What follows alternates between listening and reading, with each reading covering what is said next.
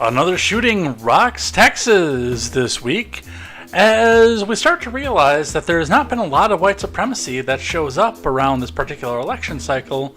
Well, and then it turns out that we just turn around and outsource it out to an immigrant. But we'll talk about all the rhetoric that's going on around this and how this is being used to try to push a gun control agenda coming into another election cycle. In other news, in Brownsville, Texas, closer to the border, another violent attack takes place, but this time this one is a car of peace.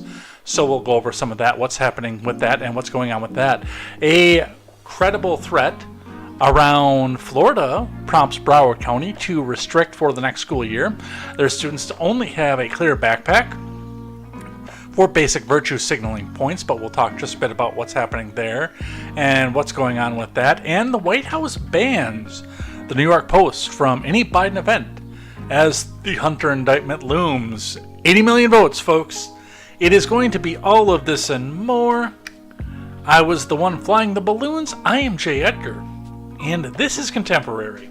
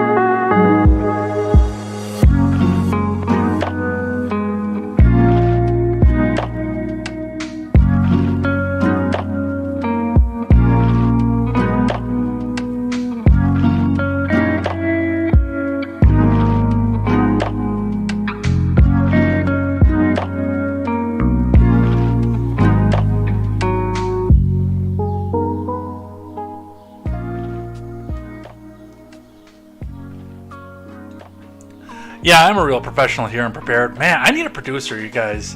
I got started, and I realized, of course, number one, I didn't have the Instagram going, but that was because my phone was still going over and charging, and I went to go pull the Rumble link so I could share that out, and found out that I hadn't changed over the Rumble thing is just wild to me, because you actually have to change your stream key every single time you go to Rumble, and I hadn't done that. I got everything set up the proper way over on the on Rumble's side, but they hadn't given me my new stream.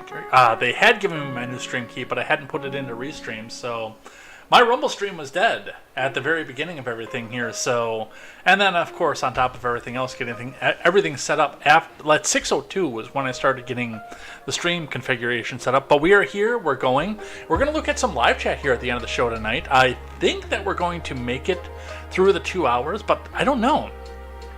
With the exception of what happened in Brownsville, it's actually been a fairly slow weekend on the news today, but we'll talk about all of it over here.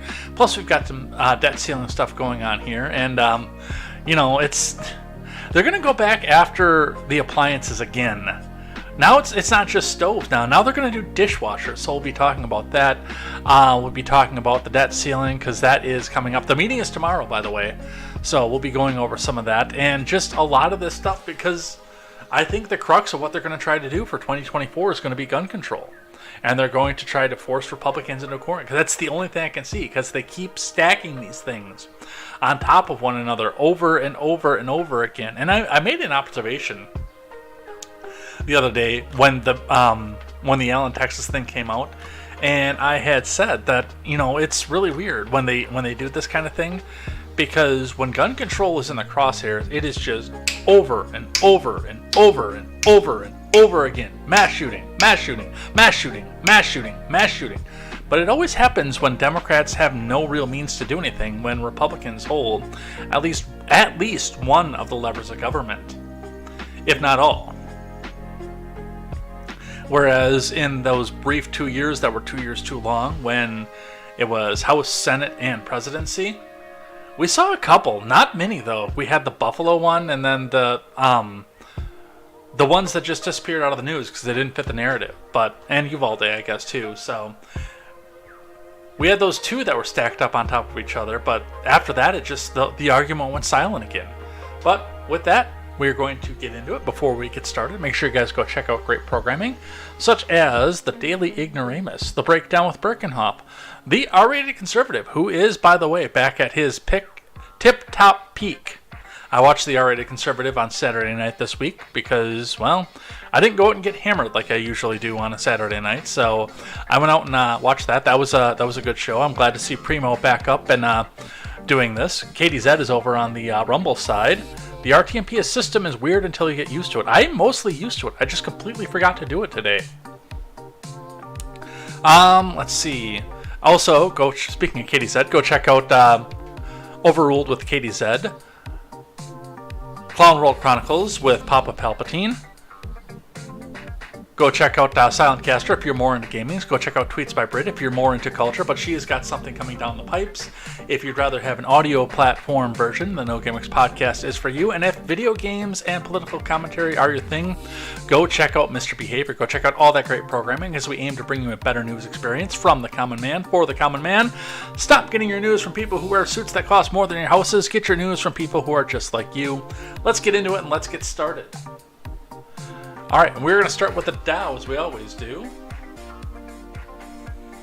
The Dow spending the day down today. It started off up on the futures, but it took a big bounce and then it just collapsed throughout the rest of the day. Now, it wasn't a big drop, although there was a fairly significant drop about midday today, just after 2 p.m. local time, before it clawed its way back up.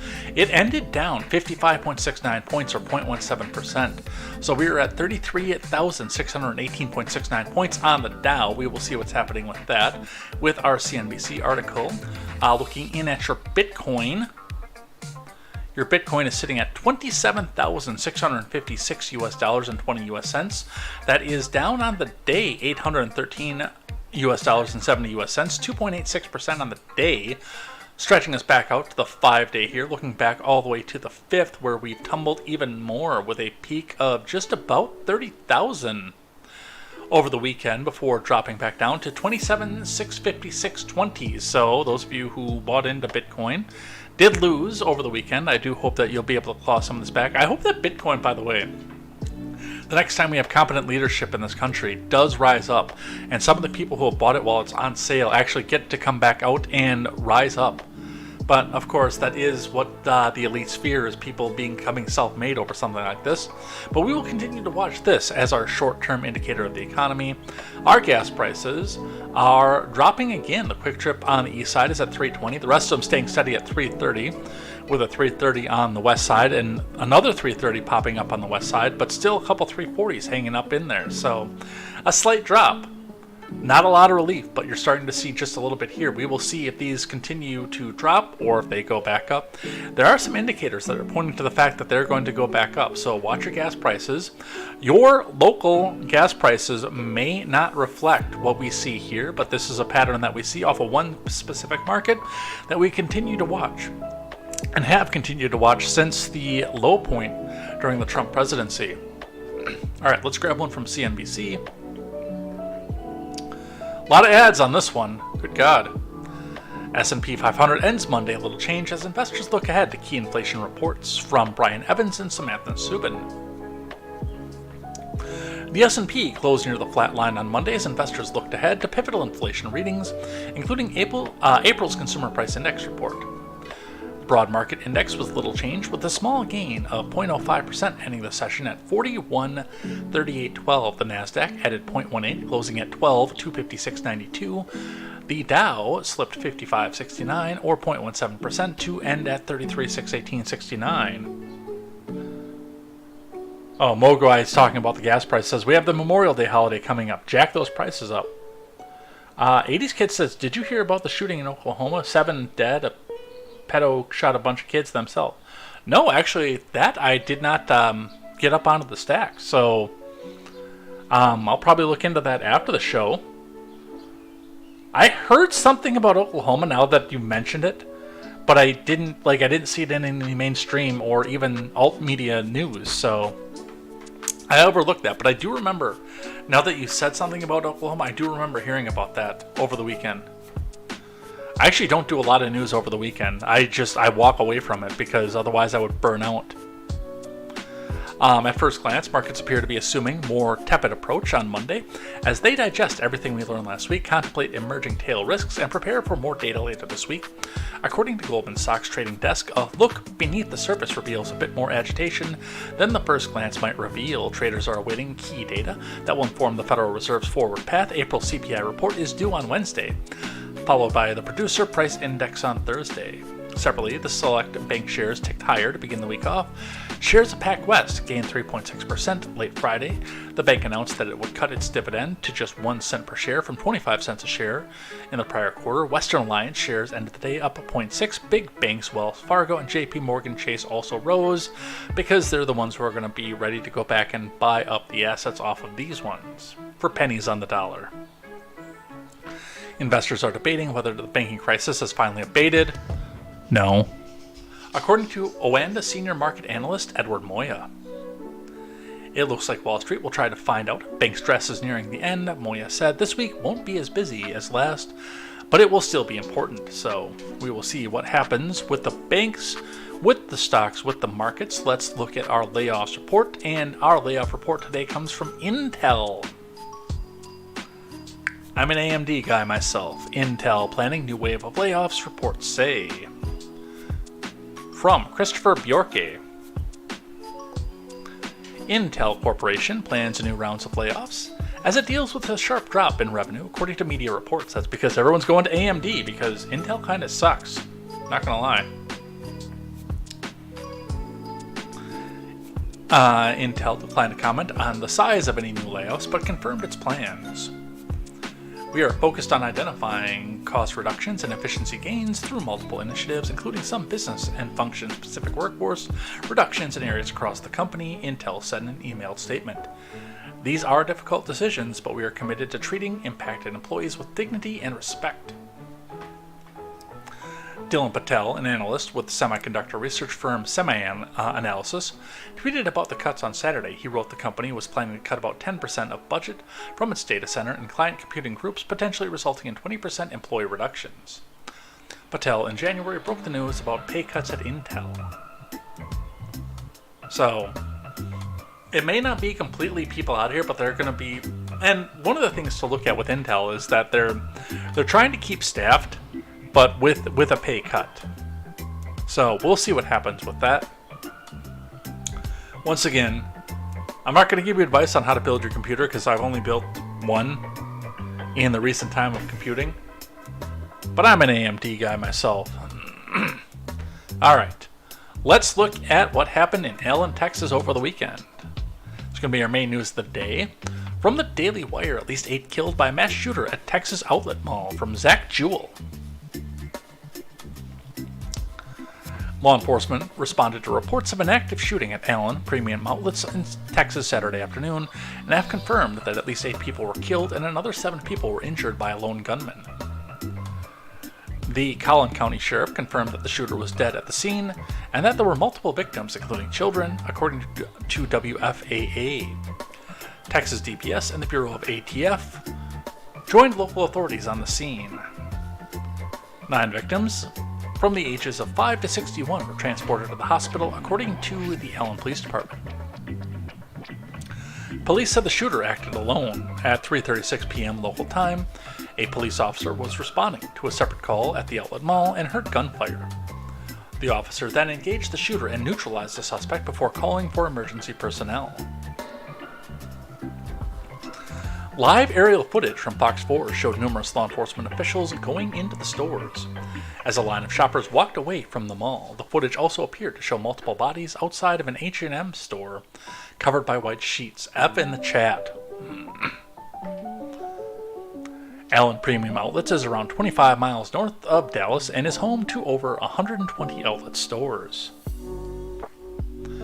Texas Governor Greg Abbott issued a statement following the shooting, saying that he's been in contact with the Allen mayor and Texas DPS director. Our hearts are with the people of Allen, Texas tonight during this unspeakable tragedy, Abbott said. I have been in contact with Mayor Folk and the DPS director McCraw, as well as other state and local leaders, and offered the full support of the state of Texas to local officials to ensure all needed assistance and resources are swiftly deployed, including DPS officers, Texas Rangers, and investigative resources. So, if the reports that are in this particular article are correct, then there's not a lot of need for investigative procedure in this. We're at a situation where we know who this is. The person is deceased.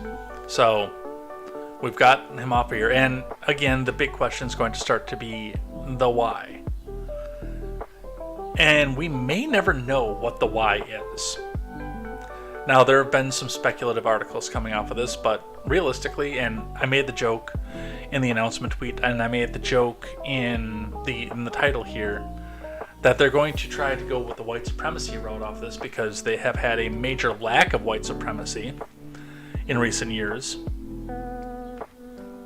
But since most of the people who are labeled as white supremacists, whether they actually are or not, go out and look outside when the FBI tries to organize an event for them and say, well, yeah, we don't want to go to that because the FBI is waiting for us at this event that the FBI organized for us.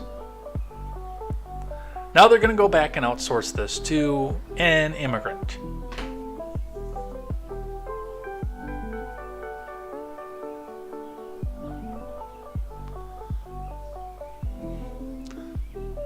So let's look a little bit more at what's happening with this. From CBS News, Allen, Texas shooting victims, what we know about the mall attack so far. From Alex Sunby.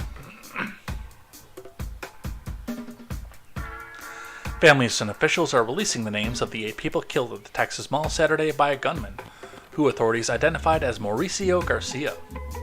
A police officer who was at the mall in Allen for an unrelated call killed the shooter, officials said. 2 young sisters, Daniela Mendoza and Sofia Mendoza, died in the rampage at the Allen Premium Outlets Mall, according to a message families from the Superintendent David Vinson of the Wiley Independent School District. Daniela Mendoza was in 4th grade and Sofia was in 2nd grade at Cox Elementary School in Sachet. Vinson said F.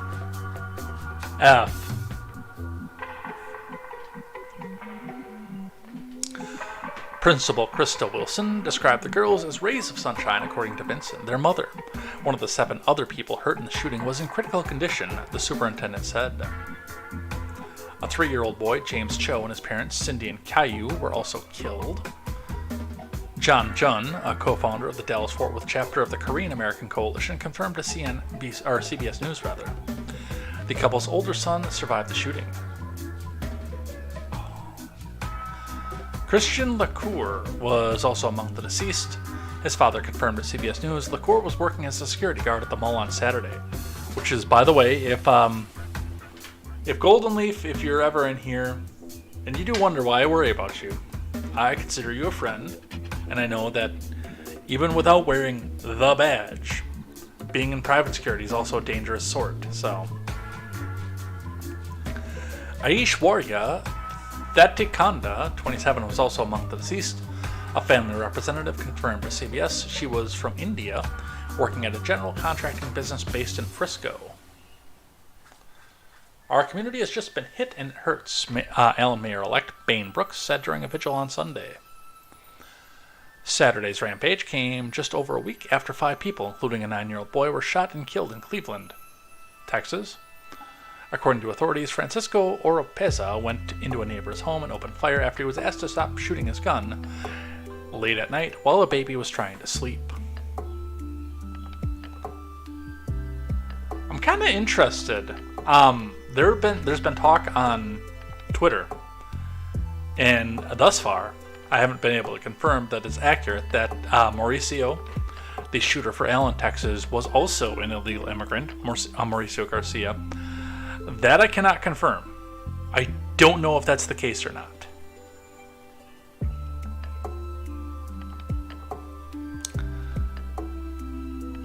But there doesn't seem to be a pattern to who he was shooting at. It just seems like he went in there and opened fire.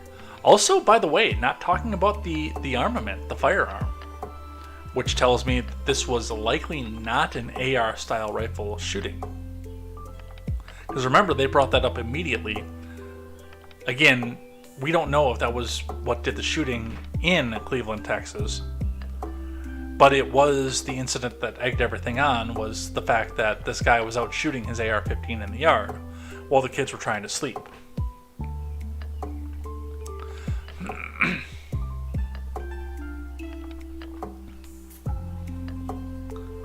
Let's grab one from NBC, What to Know About the Shooter. What we know about the slain Texas Mall Massacre suspect, Mauricio Garcia.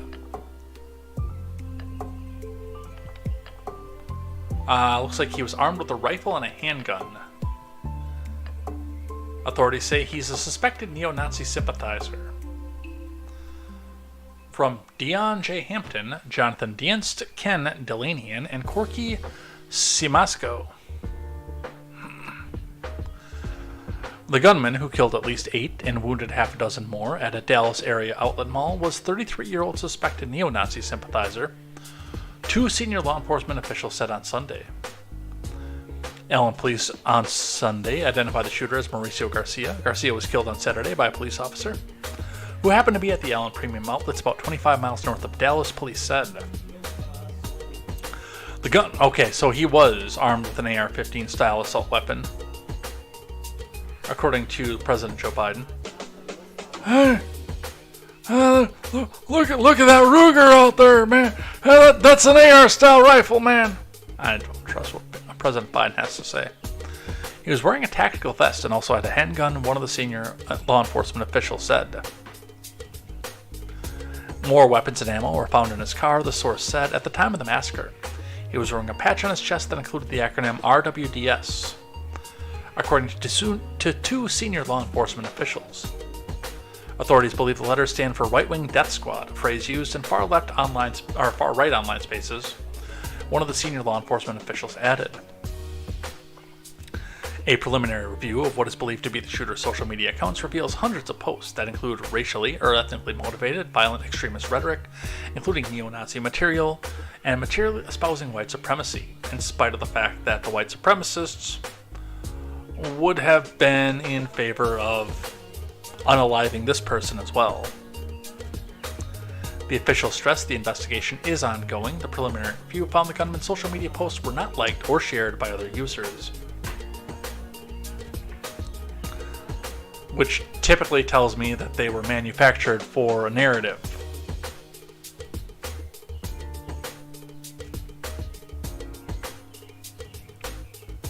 Authorities believe the shooter acted alone. One of the officials said investigators are interviewing his relatives and friends. It was the second deadliest mass shooting in the U.S. this year, and the second in Texas in a little over a week. Grant says maybe this guy's like Fuentes. God, let's hope not.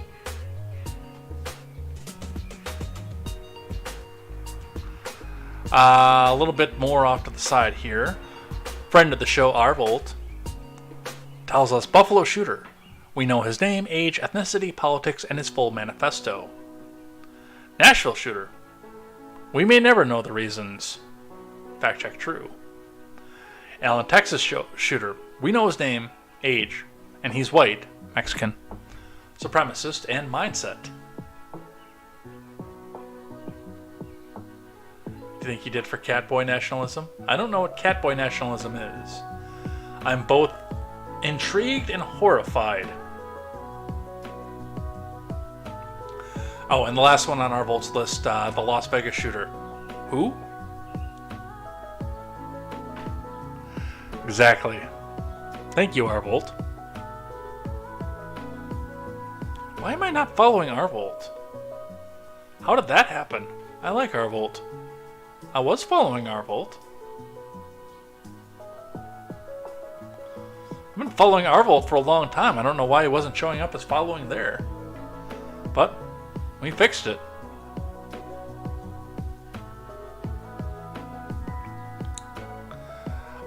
Some more interesting sides of this. Amuse pointing out breaking the mass shooter in Allen today was Hispanic male with what appears to be a gang tattoo on his hand. Which I don't know what that symbol is. Somebody probably closer to Dallas can maybe discuss some of that. I don't.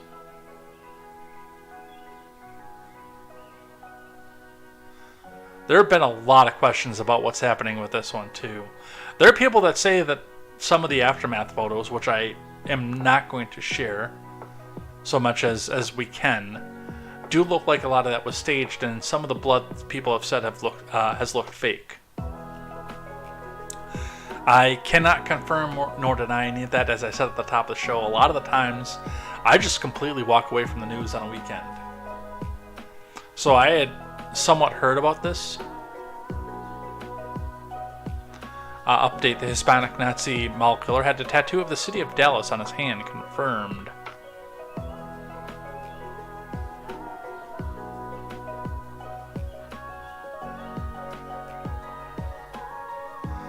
Yeah, Muse says also a lot of comments from people who think the mass shooter was black. I think it's important to realize Hispanics can be black, white, Asian, or indigenous. Hispanic is not a race. Yeah. You guys have heard me talk to Harvey McLeod before. She's co-hosted every show that I've done at one point or another. She is fairer than I am. And she is half Mexican. Because, yeah, it's as much of a melting pot down there as it is up here.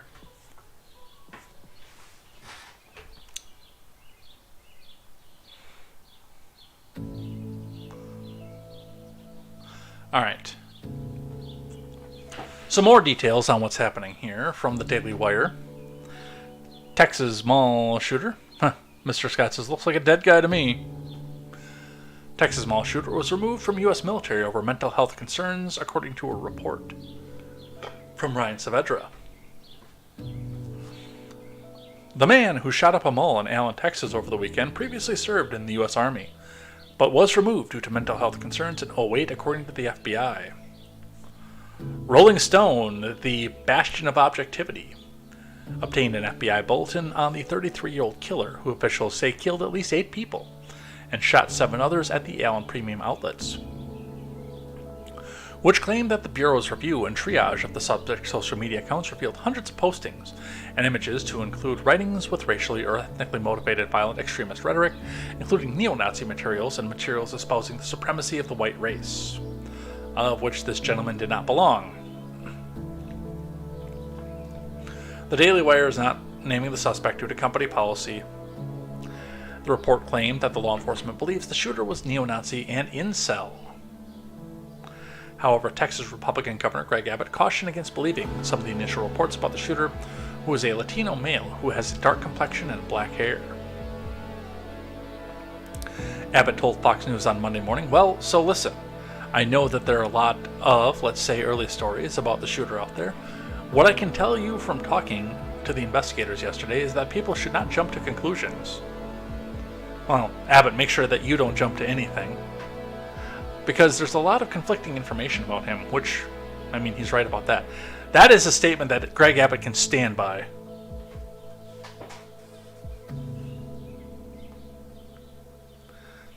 Let the investigators work through the guy's background, he said, and I think that once you see more information about the guy's background, it will reveal a little bit more about why this happened. The FBI raided a home in the Northeast Patrol Division of Dallas on Saturday night, where the suspect reportedly lived with his parents for years. They reportedly needed a translator to speak with the family.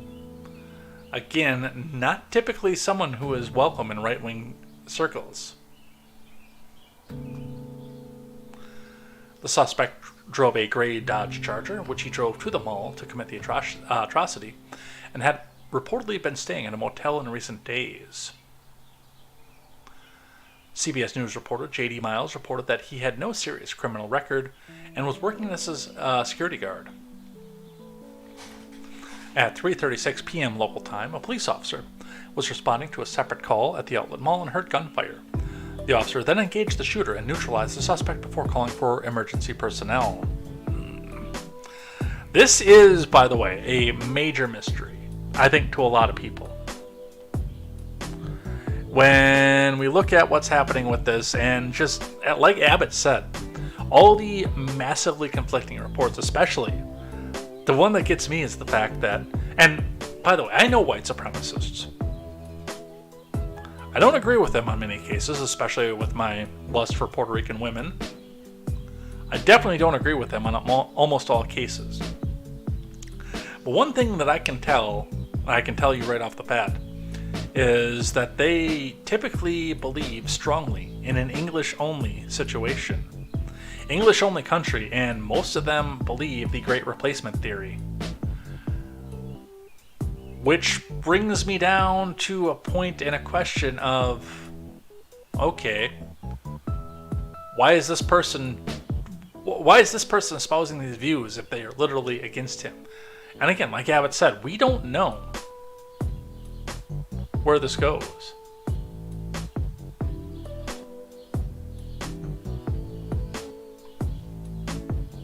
But we'll see what happens with that. The stepdad speaks out on this one from the New York Post. Stepdad of Texas mall shooter Mauricio Garcia condemns horrible massacre from Ronnie Reyes.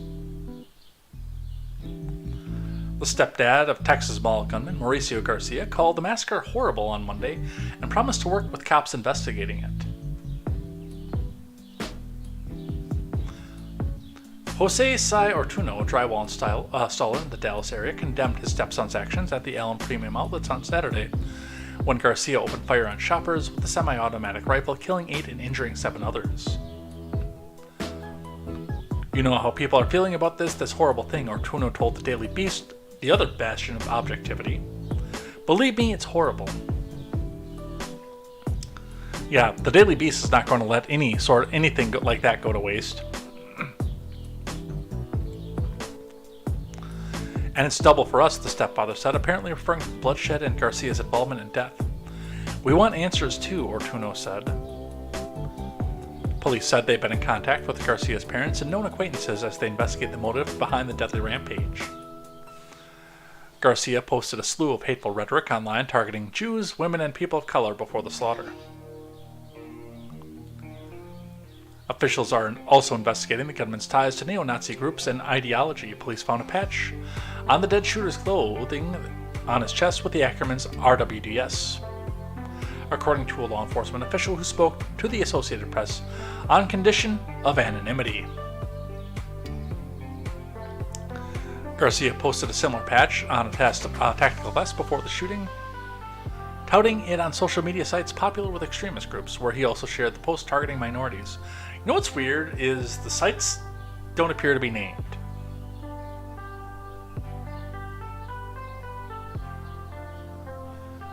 Now, when I look at, especially being around things like, on Discord, you can share as many details about yourself as you want.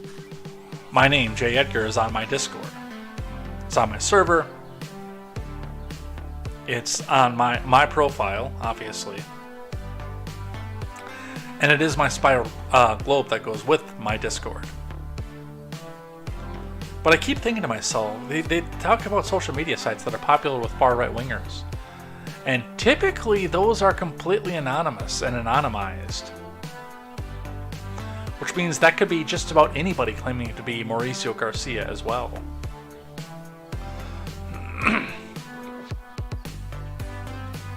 I have questions. Garcia's social media accounts also included about 24 posts about the mall, including tracking when the outlet would be the busiest, apparently to launch the most carnage. Investigators have yet to release a motive for Saturday's shooting, or why Garcia chose to specifically target the Allen shopping mall, located 25 miles north of Dallas, where his parents live. Well, we'll see.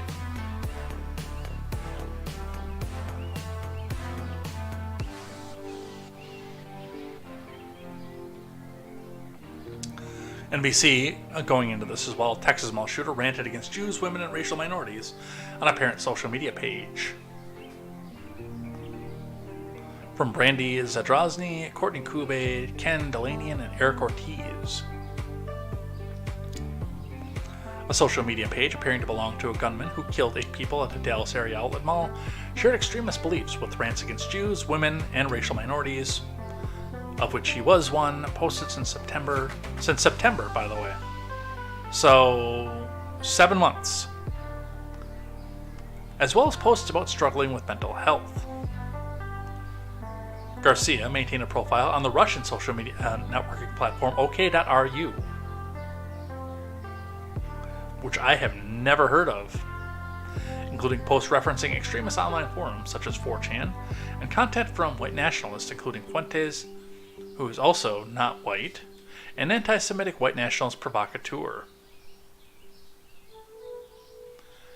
In the weeks before the attack, the shooter posted more than 24 photos of the Allen Premium Outlets Mall, where he was killed by an officer after the mass shooting on Saturday, and surrounding areas, including several screenshots of Google location information seemingly monitoring the mall at its busiest times. Many of his posts referenced his mental health. In his final post, he lamented what his family might say and wrote that no psychologist would have been able to fix him.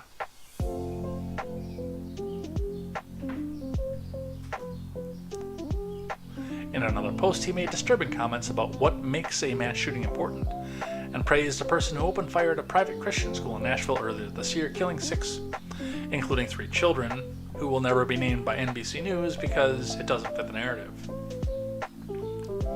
The shooter also posted a series of links to other sites, including a YouTube account that featured a video published the day of the shooting. In it, he removes a scream mask and says, "Not quite what you were expecting, huh?" He also posted photos of a flak vest emblazoned with patches, including one with RWDS, a popular meme among far-right extremist groups. Another post included a series of shirtless pictures with visible white power tattoos, including SS lightning bolts, and a swastika. Wow, this is interesting.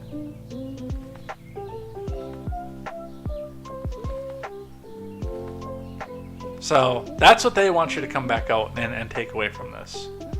Again, a lot of questions.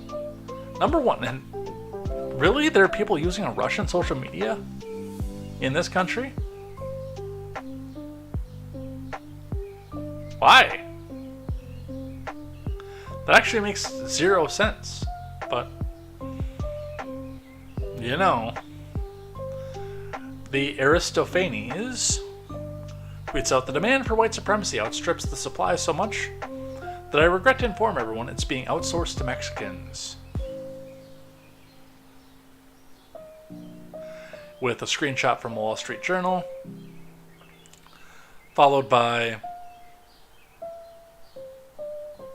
I'm guessing, a booking photo from before, which, by the way, means that this guy didn't legally buy his guns. Well, depending on what he was booked for, I guess. He was booked 210 of 22 for unknown. That brings up a lot more questions.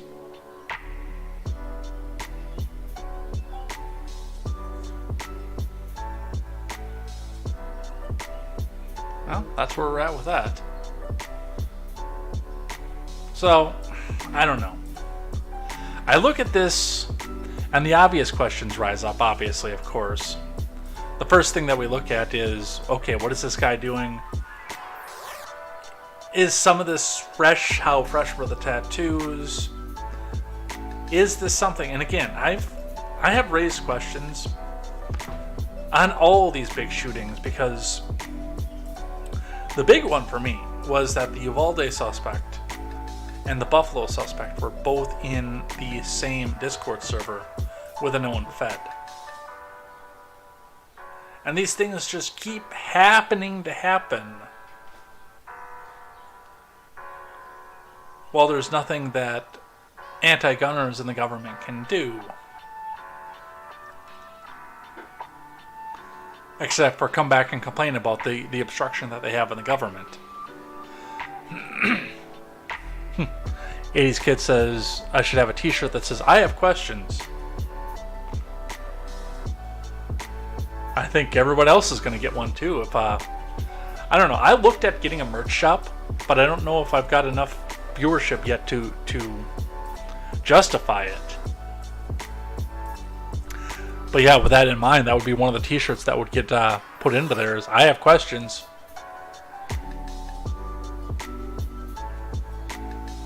So that's where we're at, and I see some what you guys are thinking off this one, and where we go with that.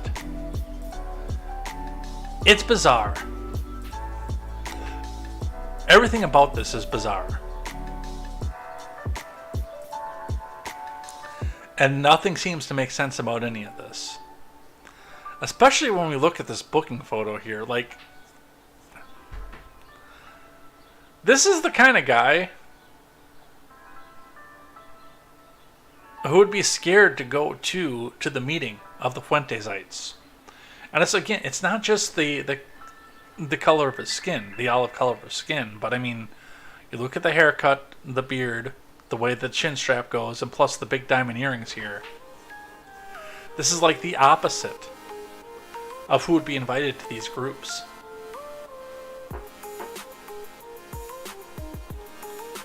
So that's what we have for that. Let's talk about the one that nobody talks about. In fact, something that I had to go and reach across the pond to get a story about. From the BBC. Brownsville, 8 dead as car strikes people in Texas border town. From Catherine Armstrong. 8 people have been killed in the U.S. state of Texas after a car struck a group at a bus stop close to a shelter for the homeless and migrants. The incident happened in the city of Brownsville near the Mexican border at about 8:30 at local time. 14:30 GMT, so 8:30 in the morning. At least 5 of the people have been injured, some of them critically. The driver has been arrested and charged. Brownsville police say it's not clear whether the incident was intentional. Police are still investigating whether the attack was deliberate or accidental and whether the driver, who has not yet been publicly identified, was under the influence of drugs and alcohol. In a Facebook post, Mayor Trey Mendez said the driver was thus far been uncooperative with investigators. Which kind of typically tells me it was intentional. I don't know that for sure, but kind of looks like it was intentional. Pancake-colored Americans. Thank you, Quest Fanny.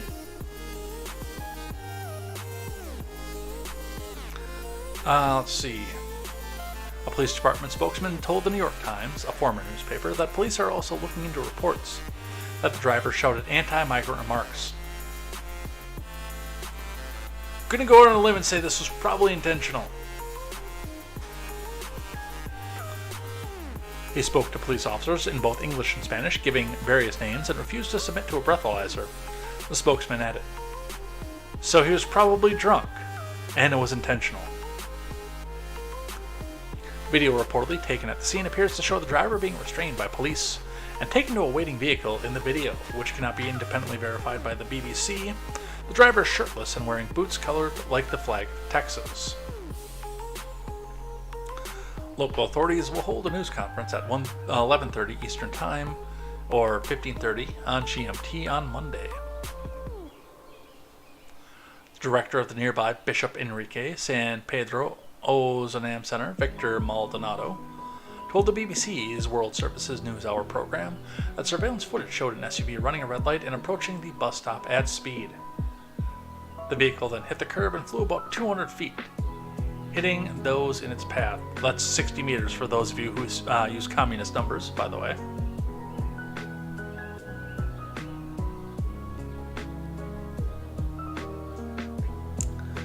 Mr. Maldonado said that roughly half an hour before the incident, a group of around 20 people who had been staying at the center left and walked over to wait at the bus stop. He earlier told the Associated Press that most of the victims were Venezuelan men. Interesting. What's more interesting is the fact that CNN didn't cover this, ABC didn't cover this, CBS didn't cover this, Fox didn't cover this. The Guardian didn't cover this. You know who did cover this? The BBC.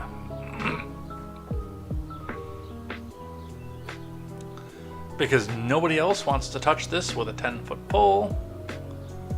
Because I'm guessing this also doesn't go with the narrative. Got a couple here from my neck of the woods, speaking of shootings. From ABC KSTP out of Minneapolis, St. Paul. St. Croix County deputy shot and killed, identified.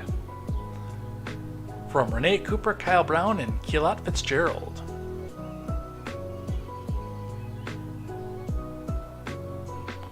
Hey, Nala Black is here, and I know who that is this time.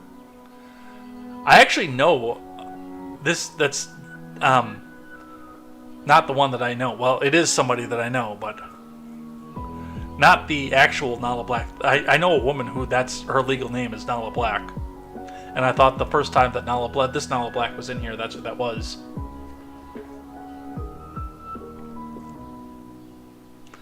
I don't know if this one was intentional. Guy had a history of drunk driving. Didn't see the video of the actual incident though. Did it look intentional?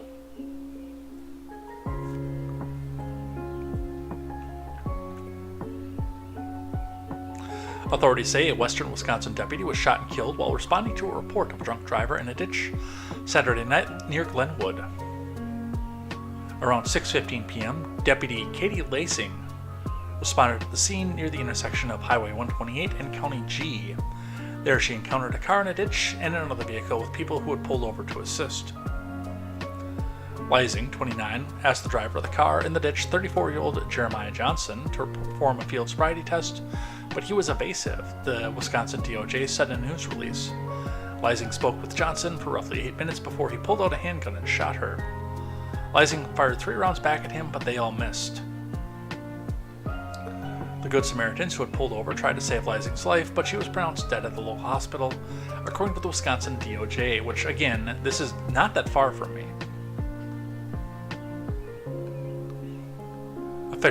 Officers searched the surrounding woods for the suspect, and about an hour after Lysing was shot, an officer saw Johnson and heard a gunshot and saw him fall to the ground.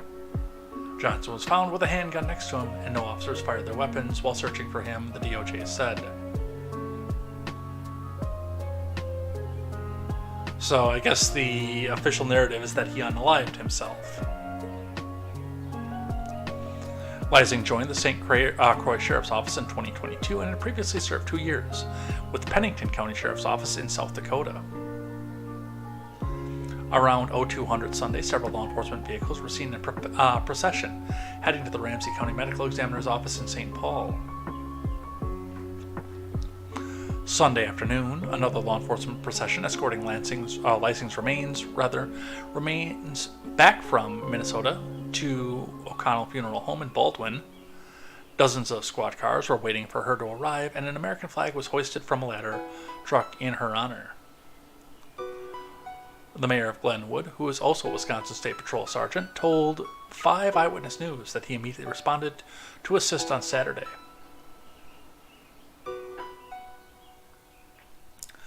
I was working my garage, and my lieutenant advised me of the situation, and I said, "Say no more." Glenwood Mayor Robert Unruh said, "Got dressed, got my gear. I live less than a mile from where this went down, and I just responded and assisted as I could." While Unruh didn't personally know Lysing, he said the tragedy hits close to home. Sunday afternoon, Unruh was with his wife and kids adorning Glenwood City with blue ribbons, a show of support for the St. Croix Sheriff's Office. Yeah, it can happen anywhere. It really can.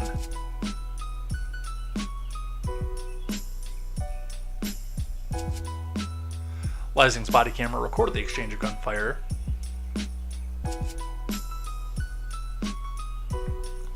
I don't know. I look at some of this right here, and one of the things that I see, and again, I could possibly go with the official narrative on this, that the guy unalived himself because, you know, he probably did something in the heat of the moment trying to get out of being arrested.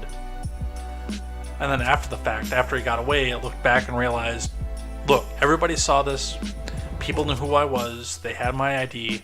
They're going to come to my home. I just ruined my own life here. It's probably what was going through this guy's head at the time.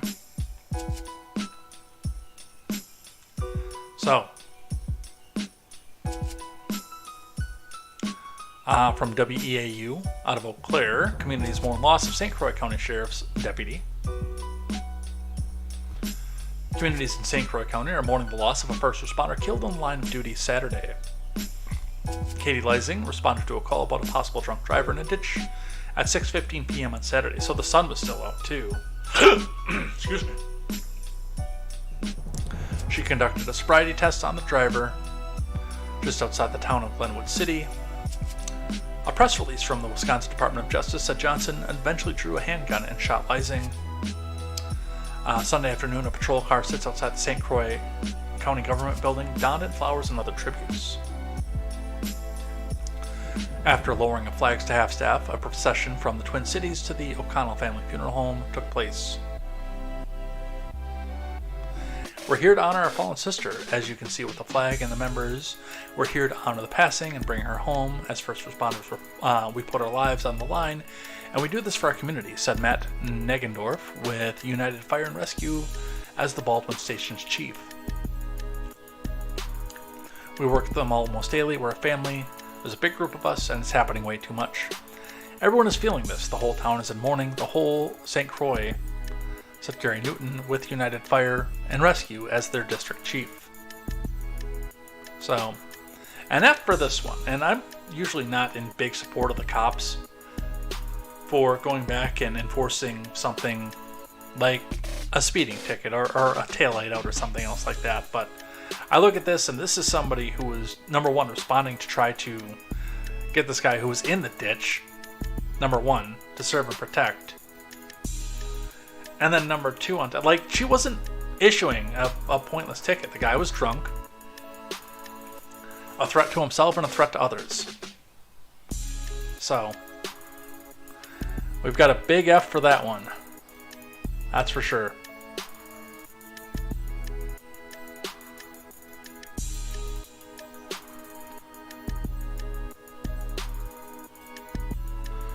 Let's see. Female cop. Evasive, like giving her a straight arm, possibly. 1350 is out of date. Now it's 1360. I don't know what I got from that one. Oh, okay. Now I get what you're saying. All right. Shifting out to another part of the country here. From NBC 6 out of South Florida. Broward County Public Schools to only allow clear backpacks next school year. From Brian Hamacher. Broward County Public Schools students will only be allowed to use clear backpacks and book bags beginning next school year.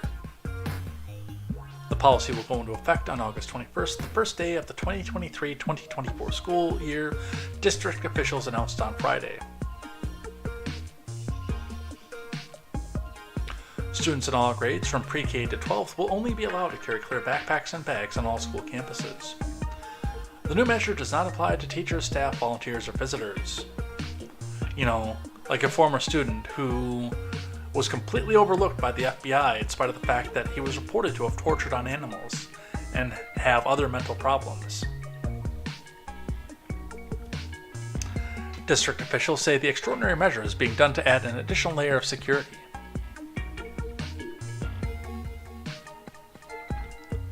Providing safe learning environments that are conducive to student learning is one of the highest importance, not just for Broward County Public Schools, but for the school districts across our nation, said BCPS Interim Superintendent Erlene C. Smiley. This added layer of security is a game changer. It will allow school security personnel and everyone on campus to quickly spot and report if someone has brought a prohibited item to school, and will also help serve as a deterrent.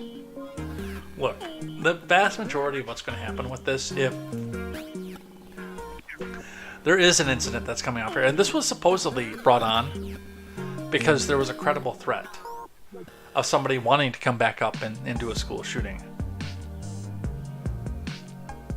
Exceptions will be made for a small, non-transparent pouch for personal hygiene items, thermal food containers carried inside the clear lunch boxes, school-approved sports-specific carrying cases for athletic equipment, and school-approved instrument-specific carrying cases for band equipment. So basically, this is going to do nothing except for virtue signal and let the weird kid with the comic books get bullied for what he's trying to hide in his backpack. This is not going to do a damned thing. Because, by the way, if you are so messed up that you want to go back and do something like this, your AR rifle fits inside of a trombone case. If people want to commit the evil, they're going to find a way to commit the evil. But now they virtue signaled and said, we've done something. We're going to change something. And yet they've changed nothing. The moron in Parkland, open carried.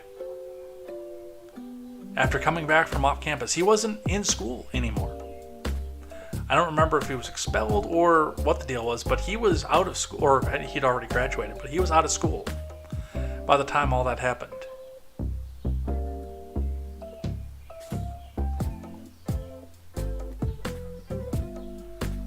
This does absolutely zero.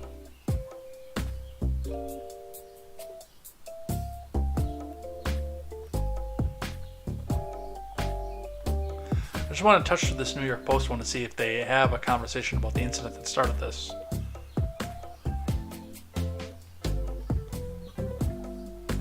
Yeah, that's 5 years after Parkland.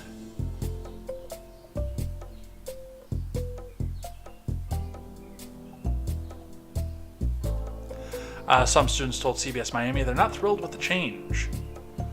I don't like it. Like the people is looking at what I have in my backpack. I don't feel great with that, one student said.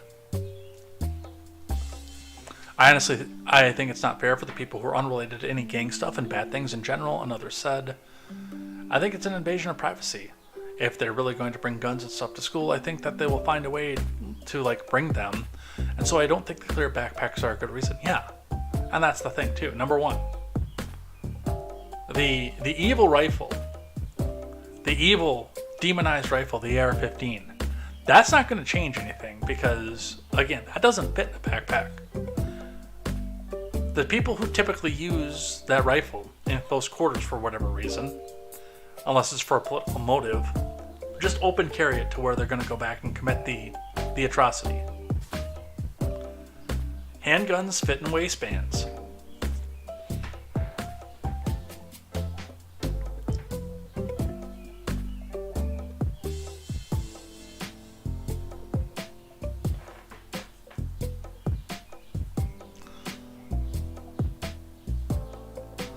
But the virtue is signaled.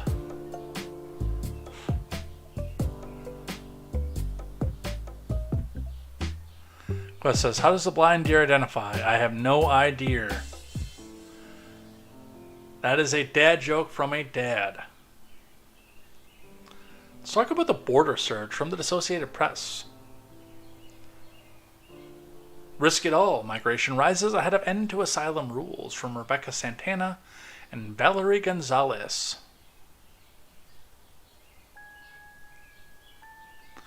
Under a set of white tents at the U.S.-Mexico border in Brownsville, dozens of Venezuelan men waited. Some sat on curbs and others leaned on metal barricades. When the gates eventually opened, the long line of men filed slowly up the pedestrian pathway to the bridge and across the Rio Grande to Mexico. In the past few weeks, U.S. Customs and Border Protection officials have been facilitating these expulsions 3 times a day, as roughly 30,000 migrants, mostly from Venezuela, have entered the U.S. in this region since mid-April. That's compared with 1,700 migrant Border Patrol agents encountered in the first 2 weeks of April. In the other end of the state, in El Paso, officials are dealing with another increase of migrants and worry that thousands more are waiting to cross. They are. All this comes as the U.S. is preparing for the end of a policy linked to the coronavirus pandemic that allowed it to quickly expel many migrants, and it spotlights concerns about whether the end of immigration limits under Title 42 of a 1944 public health law will mean even more migrants trying to cross the southern border. No, Quest, we're not reading that on air. I think I got close to the edge of YouTube's TOS with the title of this particular episode. We've been preparing for quite some time and we are ready. What we're expecting is indeed a surge.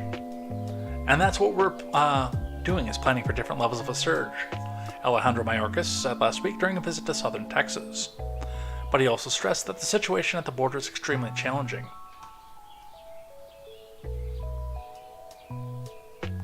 He spoke from a location in Brownsville where U.S. officials set up a tent and facilities like portable bathrooms for migrants. He said it's difficult to identify the cause in the recent increase in Venezuelan migration, but said the U.S. is working with Mexico to address and predicted change very shortly.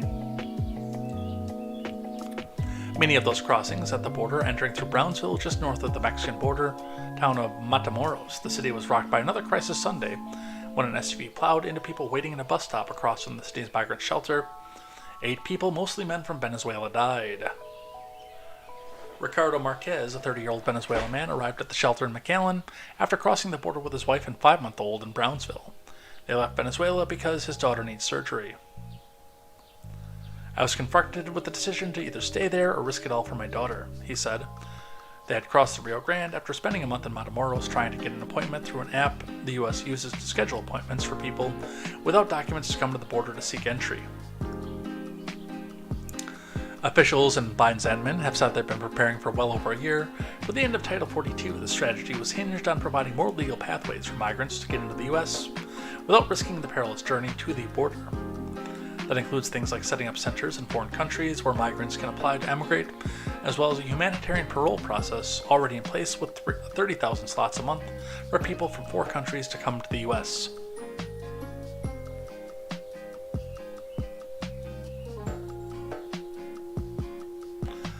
Starting May 12th, they're expanding appointments available through CBP, one app Marquez tried to use. When it was launched, many migrants and advocates criticized the app, saying it had technological problems because it came from the government, and there simply weren't enough appointments. Now, my question here is, what did you think was going to happen? Like, you came back out and you ended the situation where people just got expelled quickly because of the pinko pox. You came through and you ended that. And you already weren't expelling people at the time. And now you think that this is going to be better? Now that you've taken away the ability to expel them? Did you not know that this was going to happen? And one of the big questions that I have about this is, in what universe is this not an invasion? An invasion force? I have questions.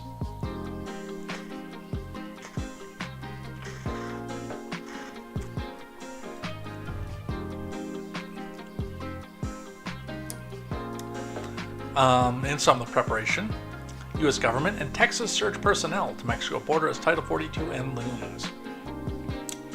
Yes, as we talked about last week, Biden, who's getting flack from both sides over the fact that he chose to put U.S. soldiers down there to assist with the paperwork. Unclear whether or not these will be armed soldiers, but he put soldiers down there to assist with the paperwork. And now Texas themselves is also putting their National Guard down to the border as well, waiting for the search to happen. Now, of course, they're getting criticized too, but they're not getting criticized from both sides. Because what they're doing is what the right wing wants. The Biden admin and Texas state government are surging personnel to the U.S.-Mexico border to prepare for a possible increase in illegal immigration when the pinko pox restrictions known as Title 42 are set to end on Thursday. Hundreds of specialized investigative agents and air marshals from the U.S. Department of Homeland Security are being pulled from day-to-day duties to help with border management, sources said, leading to pushback from employees who argue they are being reassigned to menial tasks. At the same time, Texas deployed a specially trained National Guard unit on Monday to target hotspots where migrants try to enter the U.S. illegally, Governor Abbott said. The moves are part of a broader effort by President Brandon, along with states and local officials, to prepare for the end of Title 42 on Thursday. The order, in place since 2020, allows the U.S. authorities to quickly expel migrants without the chance to seek U.S. asylum because they might be infected by an infectious disease.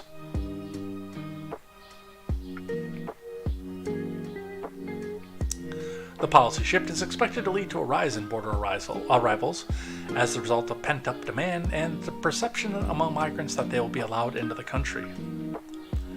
Near San Diego, on Monday, hundreds of migrants were waiting between 2 U.S. border fences as U.S. Customs and Border Protection appeared to struggle to process them A Reuters witness said dozens reached through the fence before asking for food.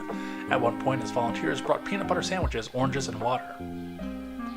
Private charity will always do better than the government, by the way. Abbott, a Republican who has criticized the Democrat president's approach to border security, said members of the new National Guard unit, the Texas Tactical Border Force, were being loaded onto Black Hawk helicopters for deployment and will have access to aircraft, boats, night vision equipment, and riot gear in recent days. The National Guard suppressed migrant crossings at Brownsville. Abbott said in a news conference the same city where a driver plowed into a group of migrants on Sunday. So, that'll be taking up some of our attention, and Kamala Harris will still never go to the border. Yes, communism is an infectious disease as well. What else do we have? Here's one from the Houseplant Chief. RNC Research question, you talk about fighting for the soul of America, but hate crimes are on the rise, random acts of gun violence, women are under attack. Biden staffer interrupts, but he answers anyway by starting to say, we can't let Obama be president again. Let's listen. And you talk about fighting for the soul of America, but can we level set in terms of the soul of America? Right now, hate crimes are on the rise, random acts of gun violence, women are under attack.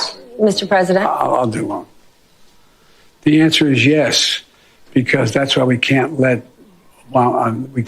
let this election be one where the same man who was president 4 years ago becomes president again. And you talk about fighting for the soul of America.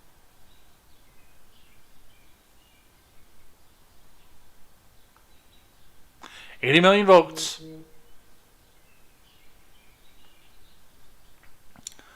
Another one here from the Daily Wire. Comer urges feds not to indict Hunter Biden before Wednesday. From Daniel Chayton.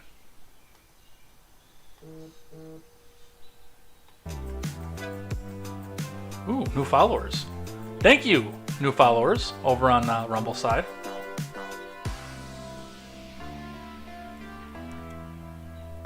Comer urges feds not to indict Hunter Biden before Wednesday. A leading House Republican is teasing an announcement that could blow the investigation into Hunter Biden wide open. Ooh, we do have 14. Thank you. Thank you, new people. Oversight Chairman Jim Comer said on Sunday that Republicans are planning a press conference for the middle of this week that would cover alleged misconduct beyond the charges for tax and gun-related crimes that federal prosecutors are reportedly considering against President Joe Biden's son. But Hunter Biden's penis pics! Let's see what Comer had to say to Maria Bartiromo. Take this down just a little bit too, by the way. I don't know if it's too loud for you guys because it's not peeking up onto the red, or on the yellow rather, on the monitors, but it is really loud in my ear and I don't know why. James Comer. Mr. Chairman, thanks very much for joining us. Good morning. Tell us about this latest investigation of influence peddling on a sitting president. I know that you're planning a press conference this Wednesday. What will we learn? Well, Senator Grassley and I received a tip on a whistleblower. Senator Grassley was the lead in this. We reviewed documents from the legally protected whistleblower, highly credible whistleblower that would implicate Joe Biden in a pay-for-play scheme, in trying to set up a deal to receive funds to he and his family in exchange for foreign policy decisions. Now, that fits a pattern, Maria, of what we've seen with these bank records.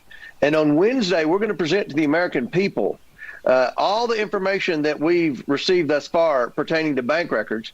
We're going to disclose many of the different LLCs, many of the different transactions that all these different Biden family members have gotten from our adversaries around the world. Now, we don't believe this was just a coincidence that all these Biden family members were receiving money from this web of LLCs into their personal bank accounts. We believe this was done in exchange for something that then Vice President Biden and now President Biden would have done. So this whistleblower is going to provide some very crucial information to our investigation, and we've given the FBI until May the 10th to produce this document. So the ball is in the FBI's court with respect to this whistleblower. You are sure that this document exists? 100%. What if they don't release the document by May 10th? What if they decide to indict Hunter Biden for having a gun illegally before your press conference? My message to the Department of Justice is very loud and clear. Do not indict Hunter Biden before Wednesday, when you have the opportunity to see the evidence that the House Oversight Committee will produce with respect to the web of LLCs, with respect to the number of adversarial countries that this family influence peddled in. This is Now, coming from Comer, I mean, one of the things I can say about that almost immediately is the fact of this is a don't you do it, don't you do it. I'm telling you, don't do. This is him challenging them to do it, by the way. In a politically divided situation as we are in this country, when he goes back out and says, don't indict him before we can present out evidence, that's like him telling him, okay, indict him before we can present evidence. Which I don't know if he actually has evidence to plan or if he actually just wants to see Hunter Biden get indicted that badly. And yeah, there is some dirty shit going on with Hunter Biden, the president's son, as there always has been. What it is? Well, we saw most of it in the laptop. It's his penis pics. But while this is looming, 81 million votes, folks, from the New York Post. White House bans the Post from Biden event as Hunter indictment looms. From Stephen Nelson.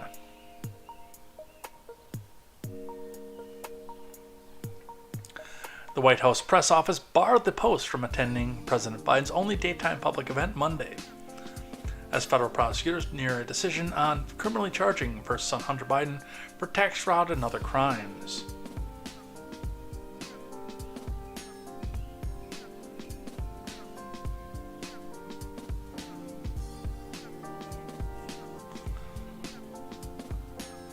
After Consuelo Mac, Maria Bartiromo's the second money in. Dude, my question here is, why do so many people on Fox News talk like this?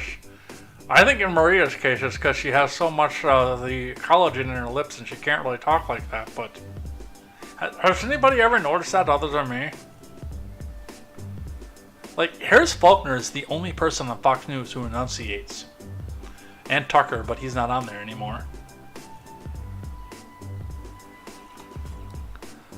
Quest Fanning found D-Live. Yeah, we got a bunch of stuff going on over here, so. The Post has closely covered the president's ties to relatives' foreign dealings and first reported October 2020 on files from Hunter's abandoned laptop that linked Joe Biden to ventures in China and Ukraine. But his penis pics! Biden, who falsely characterized the Post reporting as Russian disinformation, appeared with Transportation Secretary Pete Buttplug to talk about the airline policies in the White House adjacent Eisenhower Executive Office building. Biden ultimately took no shouted questions at the venue, which houses the set of a fake White House and about 50 theater-style seats for reporters, about 20 of which were empty on Monday. In the same room this past February, Biden chose to answer the Post query about whether his family's links to China compromised his ability to steer U.S. policy. He fumed about the lack of polite reporters and stormed out. In a Monday email, White House staff informed the Post, "We are unable to accommodate your credential request to attend the Investing in Airline Accountability remarks at 5/8. The remarks will be live streamed and you can view at wh.gov. Thank you for understanding. We will let you know if a credential becomes available."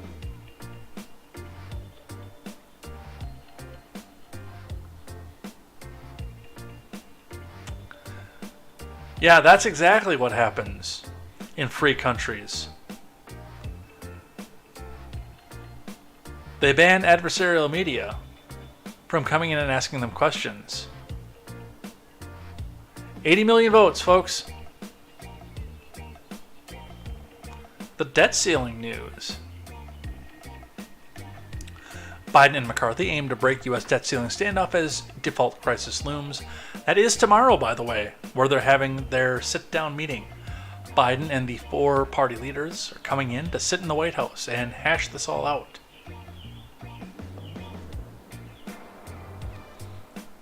President Brandon and top Republicans and Democrats from Congress are set to sit down this week to try to resolve a 3-month standoff over the $31.4 trillion U.S. debt ceiling and avoid a crippling default before the end of May.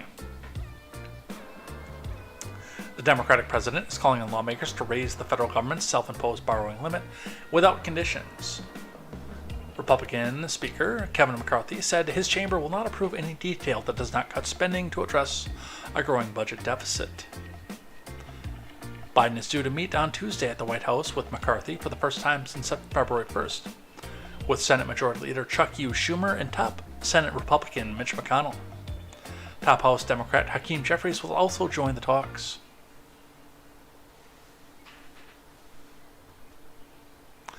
Analysts do not expect an immediate deal to avert historic default, which the Treasury Department has warned could come as soon as June 1st. Forecasters warn a default could likely send the U.S. economy into a deep recession with soaring unemployment. But the start of active talks could soothe the nerves of investors who last week forced the federal government to pay its highest interest ever for a 1-month debt issue.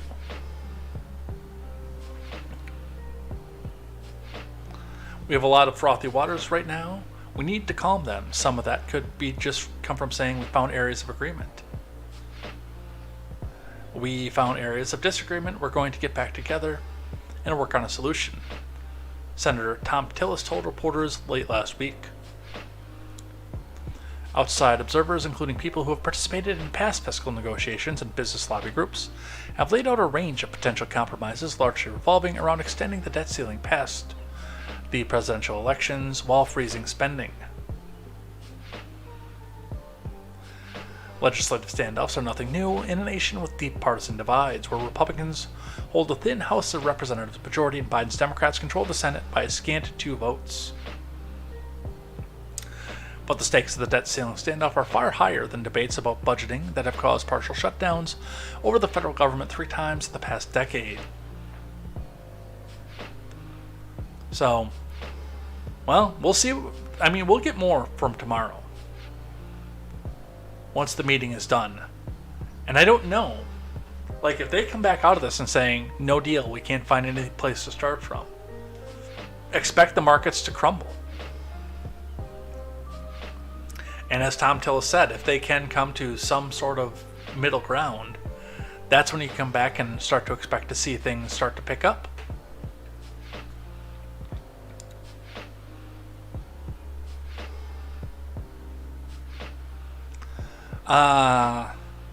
Axios coming out here to try to throw some propaganda up here.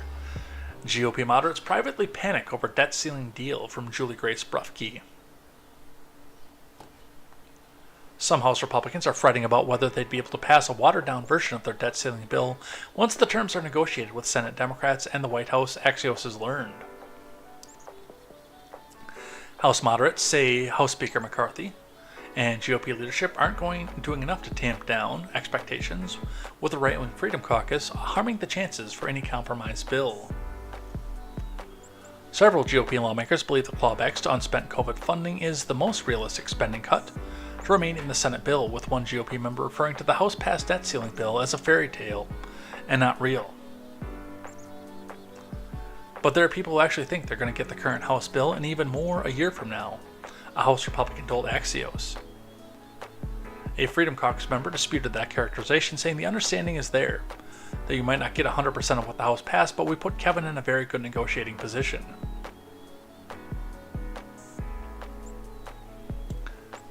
Yeah, the unipartyists are looking at the Freedom Caucus and saying, what do we got to do to get rid of these people? Because they're hampering my chances for re-election.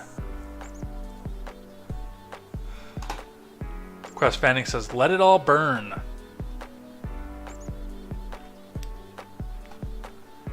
From CNN, 43 Senate Republicans vow to oppose debt ceiling increase without spending cuts. Based. And by the way, that is a majority that they can't get around the filibuster for. From Jeremy Diamond.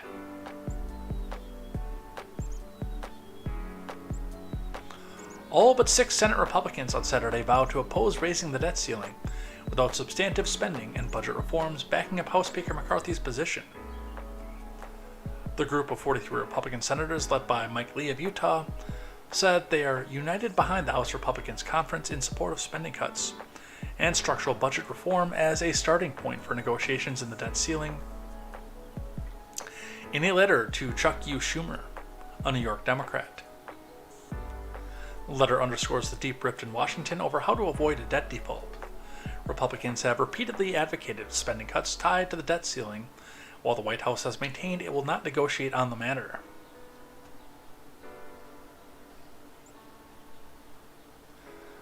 Susan Collins of Maine, Lisa Murkowski of Alaska, Mitt Romney of Utah, and Rand Paul of Kentucky, Josh Hawley of Missouri, and John Kennedy of Louisiana are the only Republicans in the chamber to not sign on to the letter.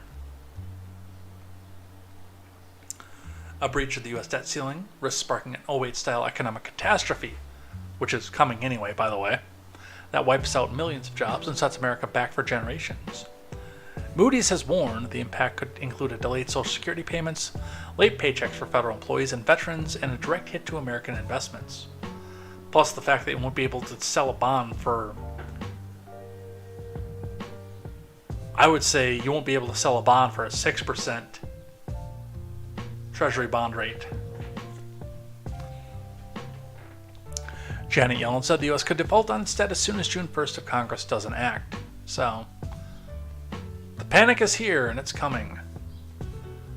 Friend of the show, Mira, in response to Tokenversity hire,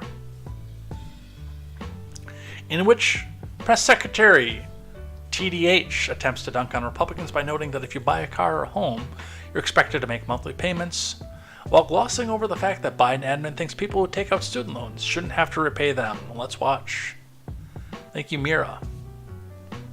I want to step back for a second, and I really appreciate the question, but let's look at this for the American people who are trying to figure out, who may not know what is it that we're talking about. So let's look at it through the American family's eyes for a second.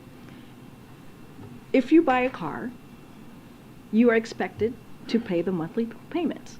If you buy a home, you are expected to pay the mortgage every month. That is the expectation. That is the spending that you put forth, or spending that you may have done before, and now you're paying it every month.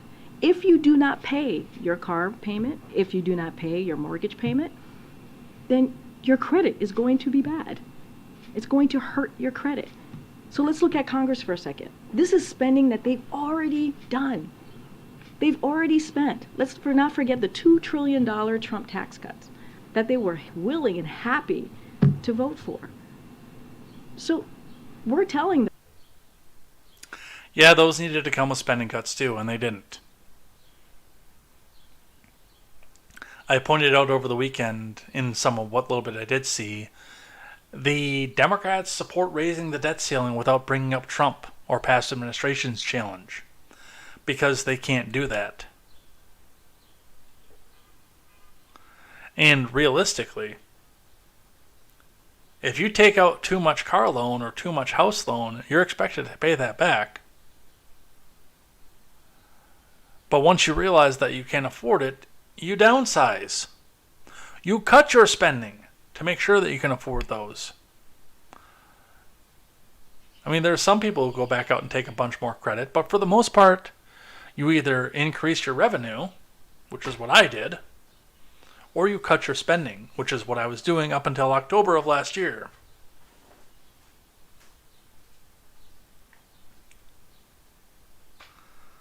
And also the point that, yes, she does believe that the student loan takers should not have to go pay their student loans back.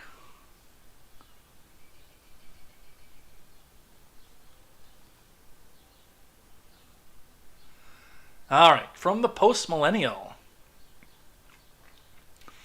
Payouts of up to $1.2 million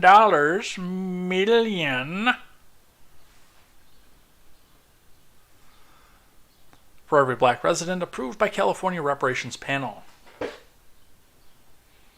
Reparations from a state that was never a slave state to people who were never slaves. From Hannah Nightingale. On Saturday, the California Reparations Task Force voted on a final set of recommendations to send to the state's legislatures, formally recommending that the state pay up to $1.2 million for every qualifying black resident. During the task force monthly meeting in Oakland, the 9-member panel called on the state to give black residents a formal apology, as well as the payments, according to Fox News. California entered the Union as a free state, and slavery was never legal under state law. Yeah, this is vote buying. And by the way, they're going to borrow from the federal government to make this payment. Well, if the federal government has a debt ceiling enough to give them money to borrow from, by the way. Reparations are not only morally justifiable, but they have the potential to address long-standing racial disparities and inequalities, said Barbara Lee after attending the meeting.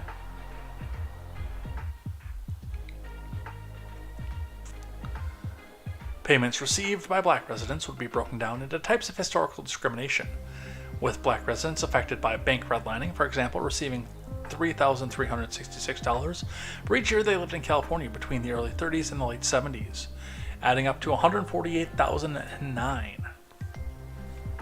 For those living in California between 70 and 2020 that were affected by over-policing and mass incarceration, black residents would receive roughly $2,352 for each year they lived in the state, amounting to upwards of $115,260 US.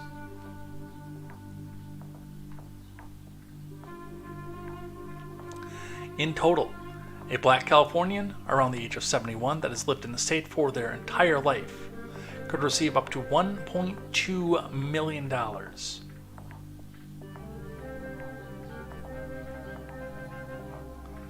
The panel does not have any legal weight, and the Saturday vote included only recommendations for the state legislature. However, Gavin Newsom has backed the concept of reparations in the state.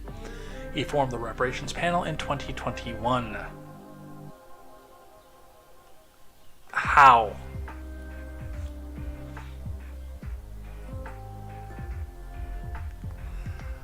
I don't know. I don't know where they think they're going to come up with this cash either, by the way.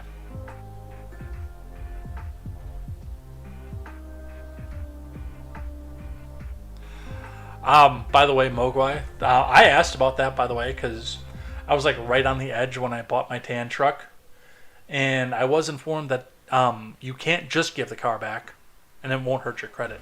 It will still hurt your credit.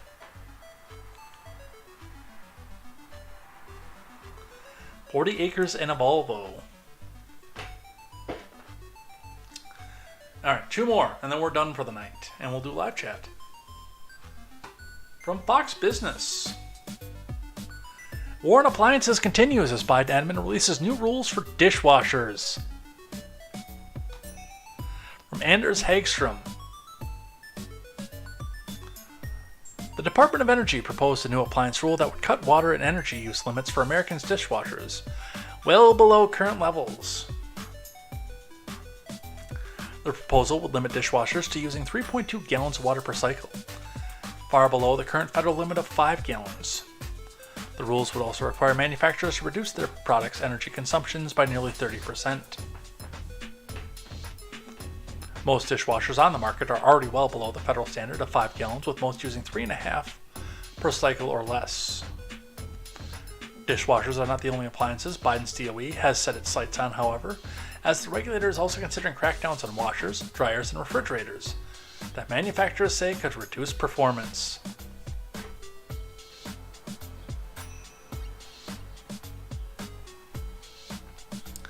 The Biden admin has made clear the new limits are incoming thanks to the president's climate agenda.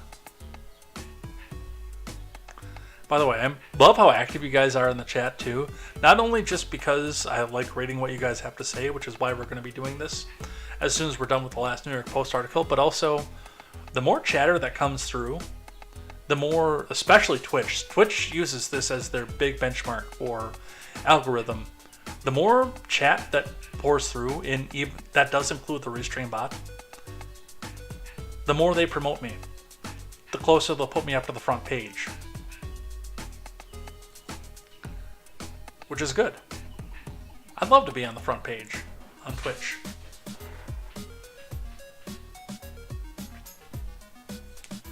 So thank you for the live chat.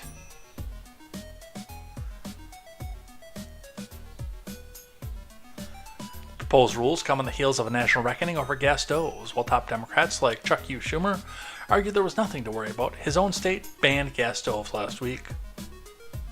Unless you're in a commercial building, by the way. And this kind of micromanagement from the federal government into your household is the reason that I stand against progressivism and the Democrats.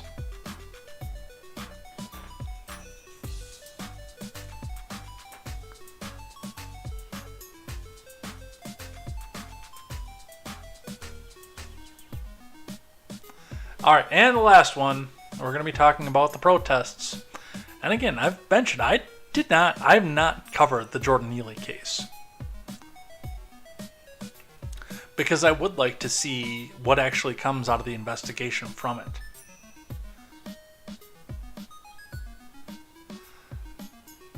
But regardless, it's not a summer in this country unless we have protests.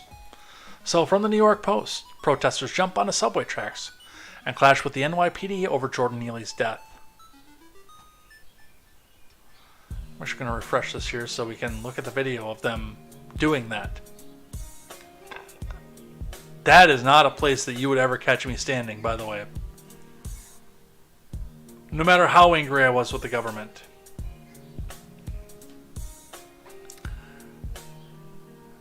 There is, and I don't know, by the way, if this is a national brand or if this is something that's local here, because I've never heard these commercials outside of, outside the area. But there's an air conditioning company called Trane, Trane. And their catchphrase at the end of their advertisements is, "It's hard to stop a train." Do you know why they use that? Because it's really hard to stop a train. Now, mind you, they got plenty of warnings, so they know to shut down these tracks, but if something should go rogue, something should go wrong, or signaling should stop for whatever reason, that's a bunch of people who are toast. Mogwai says, okay, Trane is a nation brand. Yeah, third rail will kill you before you blink. That's the other side of that too, is the electricity that's going through those. Alright, at least 7 people were arrested in Manhattan Saturday after shutting down subway service and clashing with NYPD while protesting the chokehold death of homeless man Jordan Neely, law enforcement sources told the Post. Dozens of demonstrators jumped onto the subway tracks at Lexington at East 63rd around 6:15 a.m., forcing the oncoming Q train to slam on the brakes at the mouth of the tunnel, the video shows. Yeah.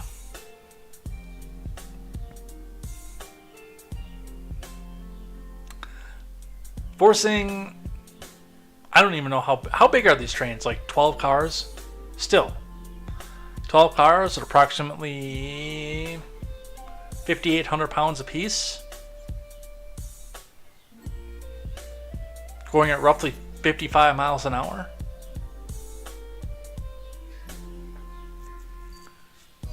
That is not something that stops in any hurry. By the way, a resident New Yorker, where is this? Lexington and East 63rd. And what is the Q train? Is that the MAGA train? Is that the Donald Trump train?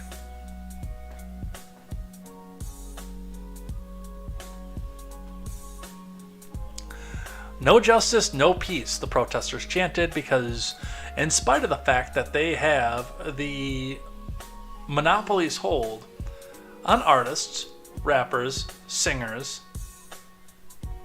and poets, they can't come up with new chants.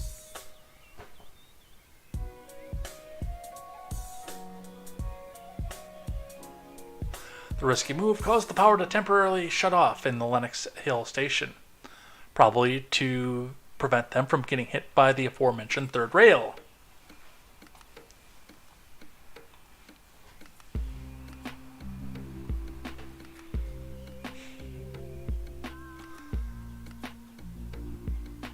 Oh, okay. So they can't come up with new chants because the writer's strike, but I mean, they've been using the same chant since 95 when I was still protesting with them.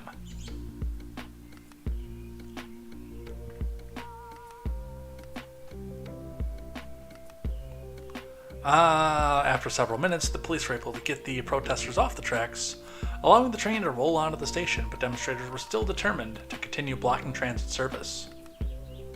The group was calling for justice in the case of Neely's Monday homicide.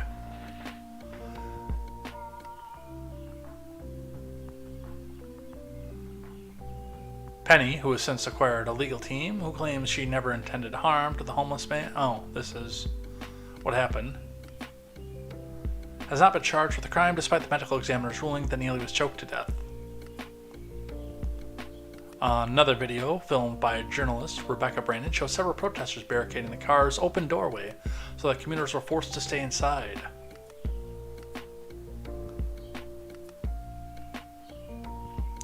A frustrated strap hanger begged officers to remove the demonstrator so he could get off the train, while protesters verbally berated the man.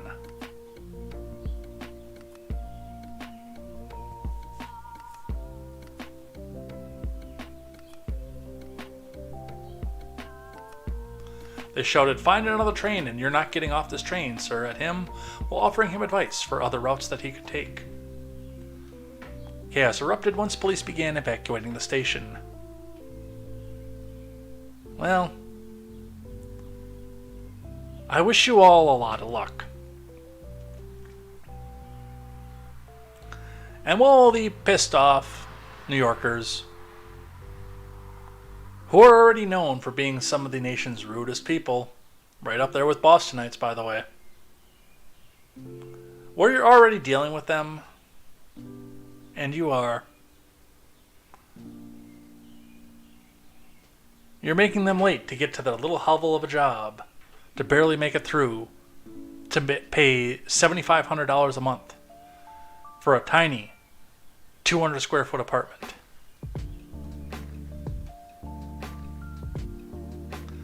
Alright, so that's the protests from people who are not very smart.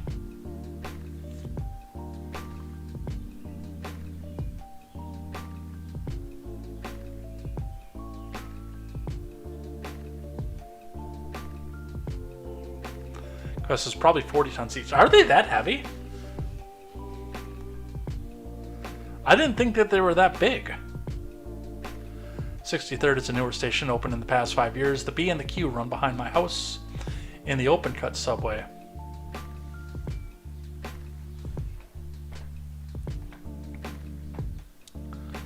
I didn't think that they were that heavy. I thought, especially with commuter rail, like I can see a freight train being that heavy. I didn't think commuter was that heavy. I thought they were only, because they're mostly hollow and I think they're mostly aluminum too, aren't they? I thought they'd only be like the weight of a half-ton pickup truck. I guess I was wrong.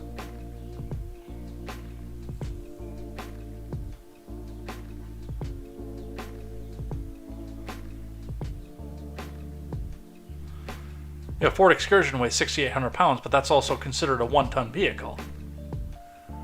That's like the same as a dually. Alright, let's look at some of what you guys are saying. On the Rumble side, KTZed joined us, but I refreshed because I wanted to see my new viewers, and her chat went away, which made me sad. But thank you, KTZed, for pointing out that the RTMP situation on Rumble is a pain in the ass. Thank you for that.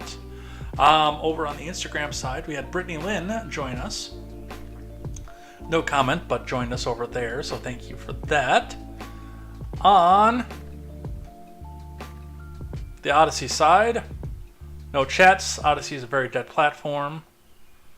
16 followers over on Odyssey, but a very dead platform. I got a dislike even on the Odyssey side. Somebody came over to the Odyssey side to give a dislike. Thank you. But thank you for coming over there at least. And over on the main channel. Oops. Mogwai with a cat face says, if nothing else, the music is jamming. Yeah. The start of the show was just wild for me once I got started because, yeah, I noticed that the Rumble wasn't started because I hadn't changed over the streaming credentials for the Rumble side, so there was that avenue and that aspect of things. So we had the music for quite a while. I didn't have Instagram set up by the time I got started, so when I got that set up, it was insanity.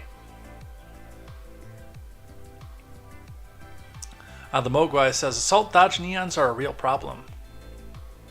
And don't forget your push mowers at melting the ice caps. 80s Kid says, did you hear about the shooting in Oklahoma? 7 people dead. A pedo shot a bunch of kids, then himself. I will be looking into that after the show, so thank you for that, 80s Kid. Got some F's in the chat here. F for from Mogwai. 80s Kid says, F for the innocent people. And only for the innocent people. I give the F for everybody. Mr. Scott says it's terrible. What the heck, Texas? Everyone's supposed to be packing there. 80s Kid reminds us the shooter was Hispanic. Mr. Scott says they keep the Y a secret. Damage control, possibly.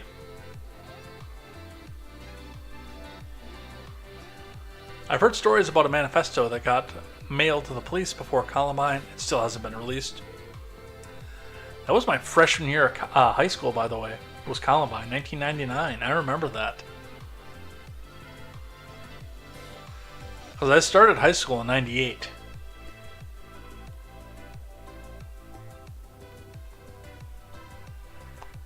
Mogwai says, Mr. Scott, you cross the border or Texas and you get at least a Colt, I think. Mr. Scott says, because authenticity can't be confirmed for some reason. The baby's sleeping, you're still firing that damn thing, says Mogwai. Mr. Scott says, oh, a mall cop got him. Nice. Mogwai says, thank you, Paul Blart. Grant is here, says, maybe this guy's like Nick Fuentes. You think he called for catboy nationalism? We never did get that Nashville Manifesto. Yeah, they got sued for the fact that they didn't release the Nashville Manifesto. And the lawyers, the city's council, told them not to release the Nashville Manifesto because they were being sued for not releasing the Nashville Manifesto.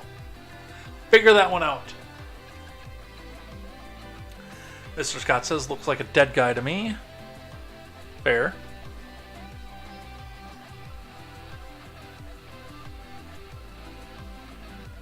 Silentcaster's here. It says far right extremist. Go follow Silentcaster if you're on the Twitch side, by the way.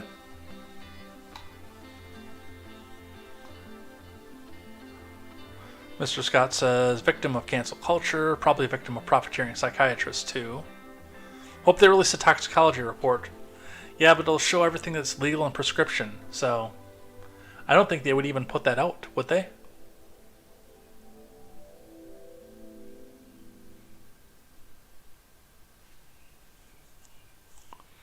'80s Kids said, telling everyone every single thing about him, just not his ethnicity. Mr. Scott says, I've never heard of RWDS. Not even a thing on the chans. I've heard of it. Seawall likes to bring that up.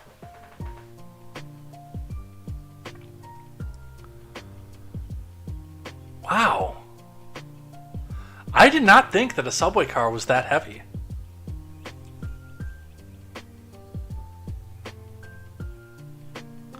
Like I said, I would have thought that for like a freight train.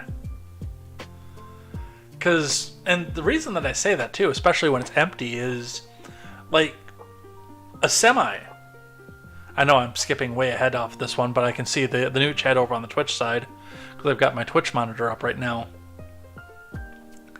Like a semi, power unit, trailer, plus the weight of your cargo total, you're only allowed to be 80,000 pounds without a special permit. I did not think that subway cars were heavier than a semi. Like one car at a time. Maybe the whole subway train, the whole 10-car thing would have been...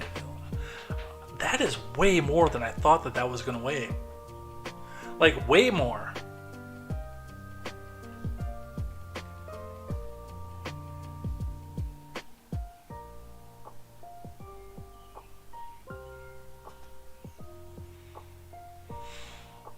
Let's see. 80s Kid said the saying White Supreme, but his name gives it away.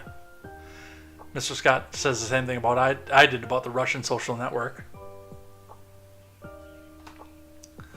Mogwai says, I'm so far out of the loop with the far-right extremist memes. What didn't have to not outsource? 80s Kid says J. Edgar should have a t-shirt that says I have questions. With people saying they would buy it. I gotta figure out if I can... Like, if I can find a print-on-demand merch store, I can do it. I'm researching for that kind of thing right now. Because I want to get one with the spiral glow. Obviously, I can't recreate the ones that I typically wear because they are copyrighted by their initial owners. Like this one I got from Kohl's. This one's starting to fade real bad, though, too. It makes me sad. I like this one. Quest Fanning's here. Good evening, fellow pancake-colored Americans. Mr. Scott says, they're taking my Gibbs! Vroom! Fanning says, drunk on the power of white supremacy. Mogwai says, meters, comrades. And Nala Black is here. What's up? Welcome.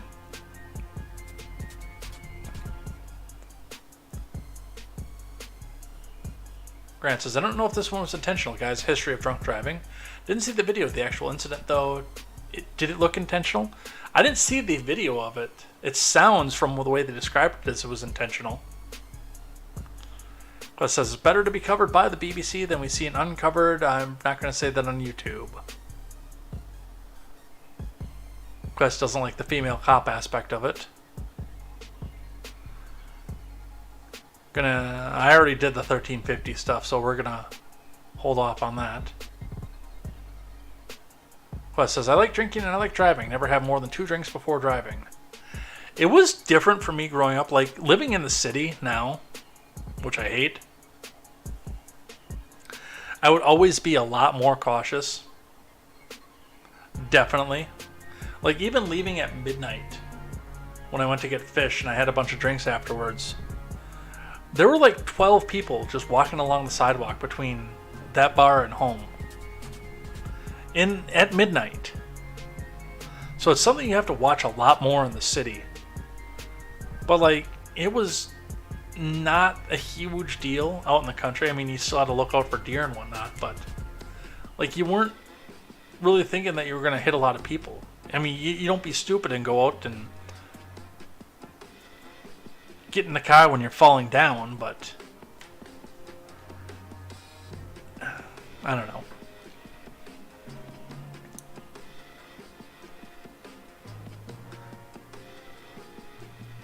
Quest says, I would just put gross stuff in the clear backpack for fun.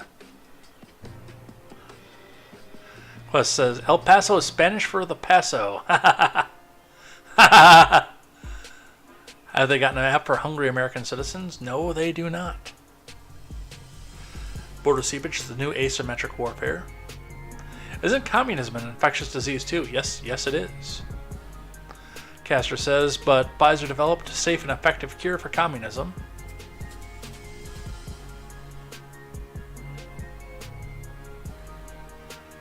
Fanning says, I have night vision equipment. Ask Mr. Zed about the time I visited.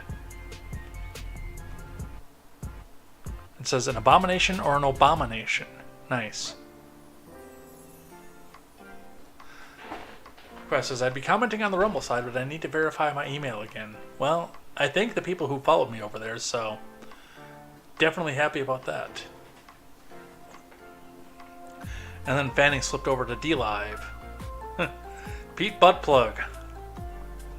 I didn't even want to try to pronounce booty judge today. Silent Caster says, definitely voter fraud going in there because you got at least double that. 80 million votes, folks. Quest says, can we even keep the legit votes in the same manner, order of magnitude as the fake ones, or will Biden get 500,000 votes? Biden got the most secure election in history. 80 million votes. Nothing bad happened. Don't ban me, Susan.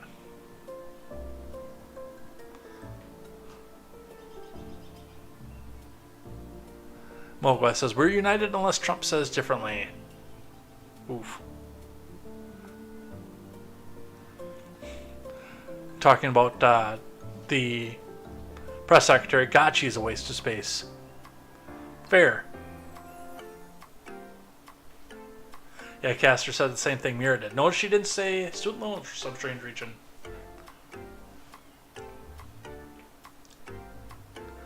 Mogwai says the dealership said I could give that car back. And it won't hurt my credit. No, it still will, by the way.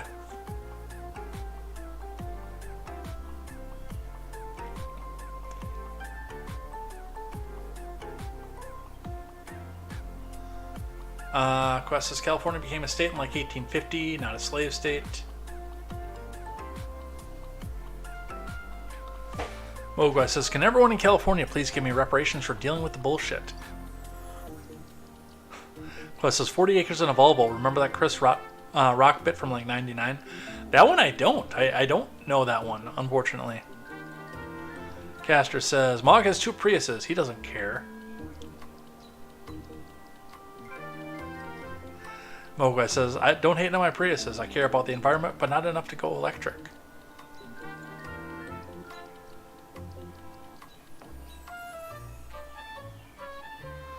Quest says, I live an efficient lifestyle because we have many folks in the household. Brother, family on top floor, dad below, parlor floor, and then us in the garden apartment. 8 folks, often many guests, but they don't want to keep my Viking stove.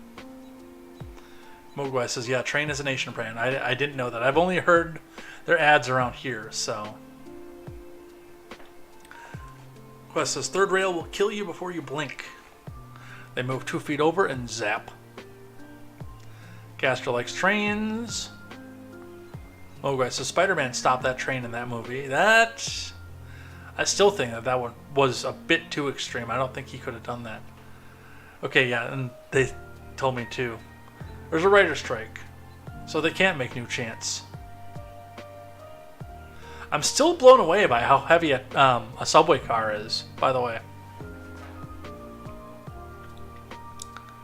40 tons each. I wouldn't have even thought. The B and the Q run behind my house in the open cut subway. 1 million pounds of train. Did you hear it on the now? 1,345,237 CD. Ooh, now that's what I call protesting.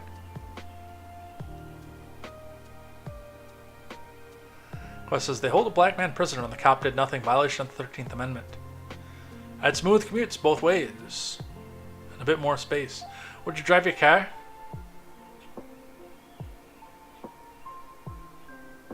Oh, no, he's talking about the apartment.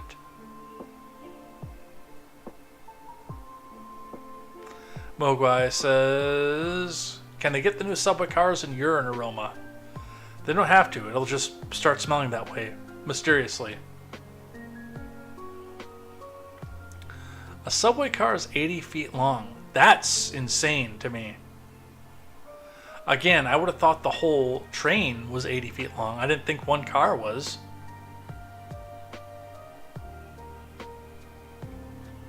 Because again, like a semi-trailer is only 50 feet, 53 feet.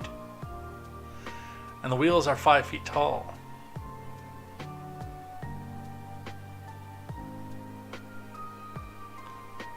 I was at just under 40 tons off the top of my head. The new generation R160 subway car is 85,200 pounds, better part of 1 million. Caster says, I only stream on Sundays now for the most part. Well, I'm doing a special live commentary on the Trump CNN town hall. 67 feet. 5 feet to the platform, and then 6.5 foot doors. and a bit of room when you get in. Probably 14 feet tall, 10 feet wide. Motors in the car. See, okay, that's probably again where I was getting confused. That would bring up the weight too, having a motor in each one of the cars, instead of having one single locomotive engine in the front.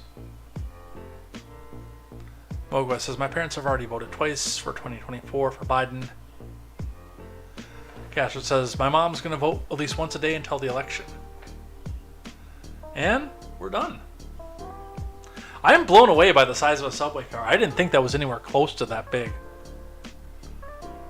Like, what Quest is saying is one car is what I thought the whole train would be. I'm going to study that. I'm going to go look into that. But first, I'm also going to look into the Oklahoma shooting that nobody talked about as well. I got a lot of stuff to do here. I have leftovers. That's what I'm at for dinner. I made a burger. What the hell night did I make a burger? Thursday? Yeah, I made burgers on Thursday. I had one left over. No, what's that? Thursday? That was Wednesday. Ooh, that might not be good anymore.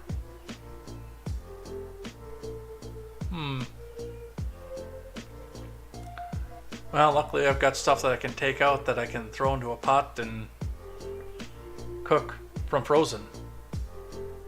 Let it go. Can't hold it back anymore.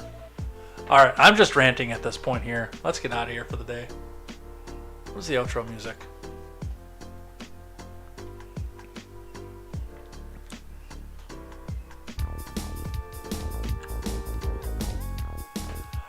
Whew, well, that was a fun show here today. I love having the live chat, and again, the more you guys chat, the more I get promoted on places like DLive, and not so much YouTube because I'm algorithmically demoted there, but also on Twitch. And we have regular growth coming up on the Rumble side as well. So thank you everybody who came by and chatted and hung out in the live chat. It was a great time tonight. We got a lot done. We got through everything. Not like last week when we still had 3/4 of the show left over by the end of everything here. But we'll be back here tomorrow to talk about more news and more headlines. More contemporary. We'll see probably some more stuff about the debt ceiling because the meeting is tomorrow, which means that everybody's ready to weigh in what they think they know about the debt ceiling meeting before any details are released. So come back and join me for that. It's going to be some time tonight, and we will see what happens in the next 22 hours in U.S. news, local news, and world headlines. Definitely looking forward to seeing you guys over there for that. It'll be a great time, as always. And come back in and throw some chats up there. We'll talk about what's going on there. I do read more of your chats throughout the week too, so there's definitely some more incentive to do so. But with that, we're out of here. Be good, be safe, get some food, hug your family, and have a great night, everybody. We will see you next time over here on Contemporary. Stick around here on Twitch for the raid, and until tomorrow, I am Jay Edgar. And this is Contemporary. Take care.